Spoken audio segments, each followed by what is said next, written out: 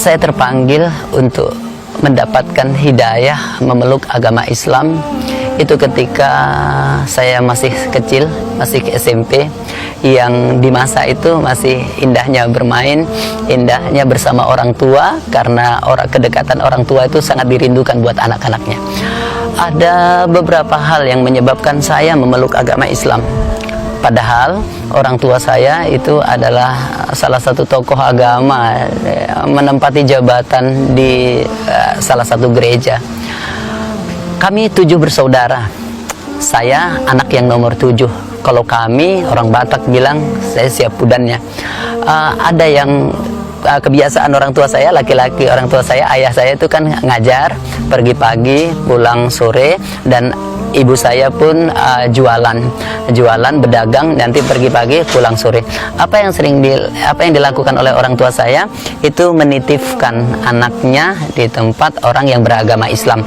Kenapa sama orang yang beragama Islam? Tentu adalah sebabnya, dan tidak mungkin lah, nggak masuk akal sepertinya kalau orang tua yang Kristen menitipkan anaknya di sama orang Islam. Tentu kan itu tidak mungkin kalau orang Islam itu baik dalam beragamanya. Banyak yang saya rasakan ketika sebelum Islam dulu. Saya dipilih oleh pihak gereja untuk memimpin liturgi. Ya maklumlah kalau bapak ibu yang hadir itu anak ustadz, biasanya kan kalau ada acara bapak ibu yang disuruh baca doa. Tidak jauh beda dengan saya. Ketika saya memberanikan diri waktu kelas 2 SMP, ketika memberanikan diri untuk memeluk agama Islam, apa yang terjadi?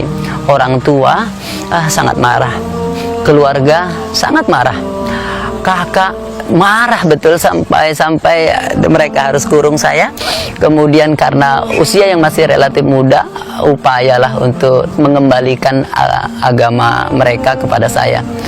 Tapi upaya itu karena walaupun saya belum sholat, walaupun saya belum tahu mengaji tentunya, tapi yang saya lakukan tetap istiqomah terhadap ajaran yang saya pegang ini benar. Orang tua yang melakukan seperti itu saya anggap wajar. Kenapa? Tidak ada orang tua yang menganggap agamanya paling benar, anaknya keluar dari agamanya, itu tidak ada. Makanya mereka berupaya dengan sangat untuk mengembalikan saya kepada agama mereka. Saya harus lari-lari ke satu tempat ke tempat yang berikutnya hanya untuk mencari orang tua angkat. Satu ingatan yang paling ingat buat saya ketika saya bawa gombalan, saya bawa kain satu tempat untuk menyatakan, ibu terima saya sebagai anak ibu, bu. Saya mualaf, saya keluar dari agama saya. Apa kata ibu tersebut? Ternyata banyak orang yang tidak respon, tapi dari sekian banyak tetap yakinlah ada yang meresponnya. Apa yang dilakukan orang tua terus menerus untuk mengajak saya untuk kembali kepada agamanya? Allah pernah berfirman, wa in jahadaka ala an tusyrik bi ma laisa laka bil fala tuti'huma wa sahibhuma fid dunya ma'rufa. Ternyata yang namanya anak itu memang harus betul-betul mengabdi, walaupun agamanya apa, walaupun akidahnya apa. Karena nggak ada mantan orang tua, mantan istri kita, suami istri bisa cerai, tapi kalau anak nggak bisa keluar dari struktur kekeluargaan. Saya tetap lakukan komunikasi yang baik.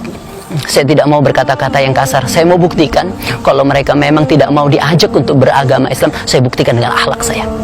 Saya datang kepadanya setiap bulan sekali, saya datang walaupun kuliah tanpa dibiayai. Saya mau buktikan kepada orang-orang Islam yang lain, saya mau buktikan kepada yang non-muslim lain bahwa yang mu'alaf saja pun bisa hidup.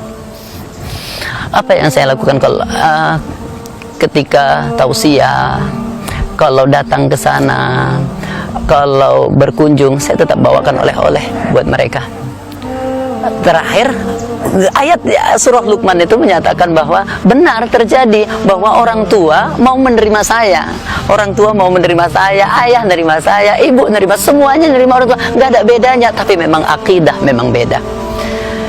Tapi itulah rencana yang Allah berikan kepada saya. Kemudian terus-terusan untuk mendekatkan diri satu tujuan. Tidak enaklah rasanya saya tausiah di satu tempat ke tempat yang lain, ngajak orang kafah dalam Islam, tapi orang tuanya sendiri tidak beragama Islam. Itu memang satu hal yang mengganjal. Sampai sewaktu-waktu orang tua saya dipanggil oleh Allah.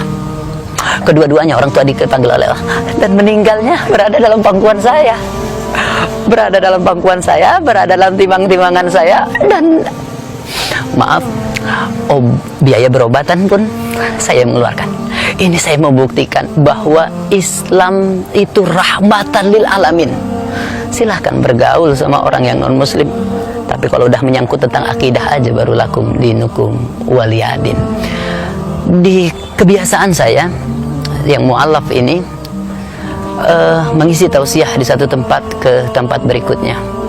Dari sinilah saya membina, dari sinilah saya mau menyampaikan di tengah-tengah masyarakat, memberikan wawasan di tengah-tengah masyarakat. Kalau yang mu'alaf saja pun bisa baca Quran, maka yang muslim dari lahir pun harus lebih hebat dari itu. Kalau yang mu'alaf saja pun bisa menyampaikan satu ayat, muslim watawasau bil haq watawasau bisab, itu pasti janji Allah, itu pasti.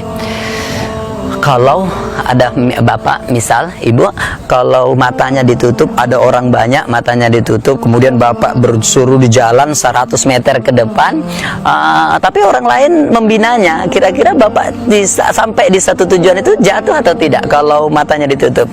Tentunya tidak jatuh. Nah, itu sama manusia aja kita bisa percaya, konon lagi sama Allah. Terkadang sama ayat-ayat Allah kurang akan hakul yakinnya.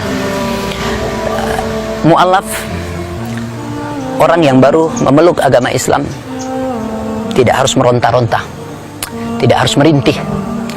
Walaupun dia dikeluarkan dari keluarganya, yakinlah, percayalah bahwa innallaha ma'ana, Allah ada bersama kita, dan Allah itu dekat bersama kita.